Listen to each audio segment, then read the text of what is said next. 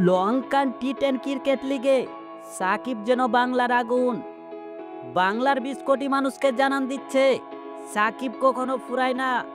সাকিব বাংলার number one. সাকিবের নাম আছে, থাকবে ইতিহাসের পাতায়। তাই তো টি10 ক্রিকেট লিগে প্রথম ম্যাচ খেলতে নেমেই ব্যক্তিগত দুর্দান্ত পারফর্ম করে মিডিয়ার নজরে সাকিব আল হাসান। এই দিন লঙ্কান টি10 লিগে নিজেদের প্রথম ম্যাচ খেলতে ক্যান্ডি বুলসের মুখোমুখি হয় সাকিব আল হাসানের গোলো মার্বেলস। ক্যান্ডি বুলস প্রথম ব্যাট করতে নেমে নির্ধারিত 10 ওভারে 100 রান সংগ্রহ করে ক্যান্ডি বুলস। ক্যান্ডি বুলসের বিপক্ষে বোলিং করতে এসে 1 ওভারে 7 রান খরচ করে সাকিব আল হাসান। এরপর সে ক্যান্ডি বুলসের বিপক্ষে ব্যাটিং করতে নেমে আগুনের মতো জ্বলে উঠল। পরপর 2 ছক্কা, 1 চার, 8 বল থেকে 20 রান করেন সাকিব।